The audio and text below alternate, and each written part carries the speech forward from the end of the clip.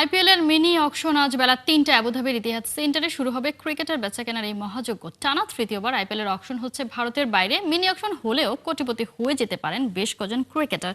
বাংলাদেশিদের মধ্যে মুস্তাফিজুর রহমানের দল পাওয়ার সম্ভাবনা সবচেয়ে বেশি। পুরো বছরের পারফরমেন্সের বিচারে দ্য ফিজের দাম ওঠার কথা বেস প্রাইসের চেয়েও ঢের বেশি। এর বাইরে রিশাদ হোসেন, তানজিম সাকিবদেরও আছে একটা সুযোগ আইপিএল এর নাম লেখানোর। তবে এই নিলামে স্বাভাবিকভাবেই অস্ট্রেলিয়ার অলরাউন্ডার ক্যামেরন গ্রিন এই অকশনের সবচেয়ে আকর্ষণীয় ক্রিকেটার। চেন্নাই, কলকাতার মতো বেশি বাজেট আছে যে দলগুলোর, তারা গ্রিনের পেছনে টাকা ওড়াতে কার্পণ্য করবে না মোটেও। একইভাবে ভারতীয় ভেঙ্কটেশ আয়ারের জন্য বাজেটের জন্য একটা বড় অংশ রেখে দেওয়া হবে। অভিষেকের পর থেকে কাটার আর স্লোয়ার ভেলকিতে বিশ্বের বাঘা বাঘা ব্যাটারদের নাচিয়েছেন মুস্তাফিজুর রহমান।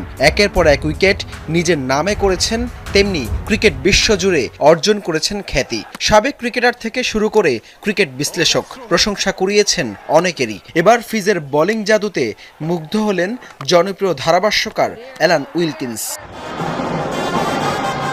দুবাইয়ে চলছে আইএল টি20, যেখানে দুবাই ক্যাপিটালসের হয়ে খেলছেন মুস্তাফিজুর রহমান। আবুধাবি নাইট রাইডার্সের বিপক্ষে ম্যাচে দুবাই জয় পায় 83 রানের, আর সেখানেই 3 ওভারে 22 রানে 2 উইকেট শিকার করেন মুস্তাফিজ।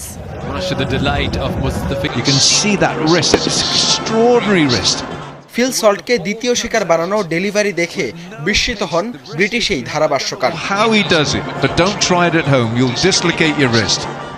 আপনি যদি রিস্টের দিকে তাকান তাহলে দেখতে পাবেন অসাধারণ রিস্ট, একদম যেখান থেকে বলটা ডেলিভারি হয়। আমি জানি না সে এটা কিভাবে করে, কিন্তু বাসায় এটা চেষ্টা করবেন না, না হলে আপনার কবজি জায়গা থেকে ছুটে যেতে পারে।